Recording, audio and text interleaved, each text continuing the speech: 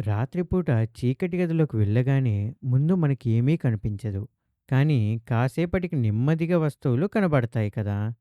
అలాగే రంగురంగుల పువ్వులను మనం ఎలా గుర్తించగలుగుతున్నాం? మన కంటిలో ఉండే ఏ కణాలు దీనికి సహాయపడతాయో ఈరోజు మనం చాలా స్పష్టంగా, సులభంగా అర్థం చేసుకుందాం. ఈ వీడియోలో మనం కంటిలోని దండాలు మరియు శంకువుల మధ్య గల వ్యత్యాసాలను లోతుగా అధ్యయనం చేద్దాం. ఇక్కడ దండాలు అంటే రాడ్స్ అని, శంకువులు అంటే కోన్స్ అని అర్థం.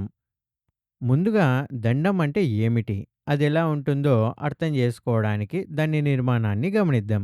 కంటిలోని ఈ కణాన్ని సూక్ష్మదర్శినిలో చూసినప్పుడు, ఇక్కడ కనిపిస్తున్న ఈ విధంగా చూసినప్పుడు, దీని దేహం పొడవుగా సాగిపోయి ఒక దండం ఆకారంలో కనిపిస్తుంది.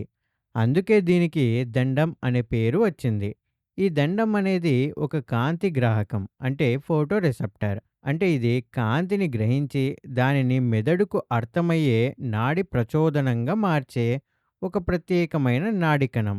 ఈ దండం లోపల వందలు వేల సంఖ్యలో ఆప్టిక్ డిస్క్లు అని పిలువబడే ఒక పొరతో కూడిన నిర్మాణాలు ఒకదానిపై ఒకటి పేర్చబడి ఉంటాయి.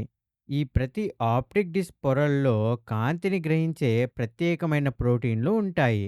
కాంతి ఈ ప్రోటీన్లపై పడిన వెంటనే ఫోటో ట్రాన్స్డక్షన్ క్యాస్కేడ్ అనబడే ఒక కాంతి రసాయన ప్రక్రియ మొదలవుతుంది. ఈ ప్రక్రియ వల్లనే దండం ఒక క్రియాత్మక శక్మాన్ని ఉత్పత్తి చేస్తుంది. ఆ సంకేతం చివరకు మన మెదడుకు చేరుతుంది. ఇక శంకు విషయానికి వస్తే ఇది శంకు ఆకారంలో ఉంటుంది. ఈ శంకులు కూడా కాంతి గ్రాహకాలే. ఈ శంకులు కూడా దండాల మాదిరిగానే అంతర్గత నిర్మాణాన్ని కలిగి ఉండే ప్రత్యేకమైన నాడి కణాలు. వీటిలో కూడా ఒకదానిపై ఒకటి పేర్చబడినట్లుగా అనేక ఆప్టిక్ డిస్క్లు ఉంటాయి. ప్రతి డిస్క్లో కాంతిని గ్రహించే ప్రోటీన్లు ఉంటాయి. దండాలలో ఉండే ప్రోటీన్‌ను రోడోస్పిన్ అంటారు. అదేవిధంగా శంకువుల్లో ఉండే ప్రోటీన్ కూడా దాదాపుగా ఒకే విధిని నిర్వర్తిస్తుంది. కానీ దీన్ని ఫోటాప్సిన్ అని అంటారు. కాంతి కిరణం కంటిలోకి ప్రవేశించి దండం పైన మరీ ముఖ్యంగా రోడాప్సిన్ పైన పడినప్పుడు ఈ కాంతి ప్రచోదన ప్రక్రియ జరుగుతుంది. ఈ ప్రక్రియ వల్ల దండం ప్రేరేపించబడి క్రియాత్మక శక్మాన్ని ఉత్పత్తి చేస్తుంది. అచ్చం ఇదే ప్రక్రియ శంకువులో కూడా జరుగుతుంది. ఇవి దండాలు, శంకువుల మధ్య ఉన్న ప్రధానమైన పోలికలు. ఇప్పుడు వీటి మధ్య ఉన్న ముఖ్యమైన వ్యత్యాసాలను చూద్దాం. ఒక సాధారణ కంటిలోని సున్నితమైన పొర అయిన నేత్రపటలం అంటే రెటీనాలో సుమారుగా 12 కోట్ల దండాలు ఉంటాయి. దానికి భిన్నంగా కేవలం 60 లక్షల శంకులు మాత్రమే ఉంటాయి. దీన్ని బట్టి చూస్తే ప్రతి కంటిలో శంకువుల కంటే దండాలు దాదాపు 20 రెట్లు ఎక్కువగా ఉంటాయన్నమాట. వీటి మధ్య ఉన్న రెండవ అతిపెద్ద వ్యత్యాసం అవి కంటిగుడ్డులో అమర్చబడి ఉన్న ప్రదేశం.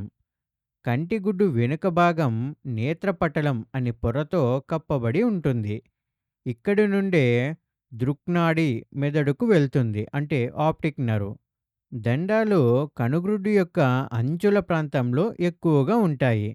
నేత్రపటలం మధ్యలో కొద్దిగా లోపలికి నొక్కుకుపోయినట్లుండే ప్రాంతం ఒకటి ఉంటుంది. ఈ ప్రత్యేకమైన ప్రాంతాన్ని ఫోవియా అని అంటారని మనం ముందు వీడియోలో చెప్పుకున్నాం. శంకువులు ఎక్కువగా ఈ ఫోవియా అనే ప్రాంతంలోనే ఉంటాయి. కాబట్టి దండాలు కంటి అంచు వైపు ఉంటే శంకువులు ఫోవియా వైపు ఎక్కువగా ఉంటాయి. దండాలు మరియు శంకువుల మధ్య ఉన్న మరో ముఖ్యమైన వ్యత్యాసం రంగుల దృష్టి అంటే కలర్ విజన్. దండాలు రంగులను గుర్తించలేవు. కానీ శంకువులు రంగులను స్పష్టంగా గుర్తిస్తాయి. అలాగే దండాలు కాంతికి చాలా సున్నితంగా ప్రతిస్పందిస్తాయి.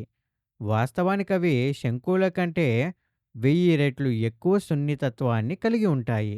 అందువల్ల కాంతి ఉందా లేదా అని పసిగట్టడంలో దండాలు చాలా సమర్థవంతంగా పనిచేస్తాయి. కాబట్టి ఇవి తెలుపు, నలుపు రంగుల దృష్టికి కారణం అవుతాయి. మరోవైపు శంకువులు అంత సున్నితమైనవి కాకపోయినా అవి కాంతిని గ్రహించి రంగులను గుర్తించడంలో సహాయపడతాయి. మన కంటిలో 3 వేర్వేరు రకాల శంకువులు ఉంటాయి. వాటిలో ఎరుపు రంగును గుర్తించే శంకువులు సుమారు 60%, ఆకుపచ్చ రంగును గుర్తించే శంకువులో 30% ఉంటాయి. మిగిలిన 10% నీలం రంగును గుర్తించే శంకువులు ఉంటాయి. శంకుల మధ్య ఉన్న ఇంకొక ప్రధాన వ్యత్యాసం వాటి రికవరీ సమయం. దండాలకు రికవరీ సమయం చాలా నెమ్మదిగా ఉంటే, శంకువులకు రికవరీ సమయం చాలా వేగంగా ఉంటుంది.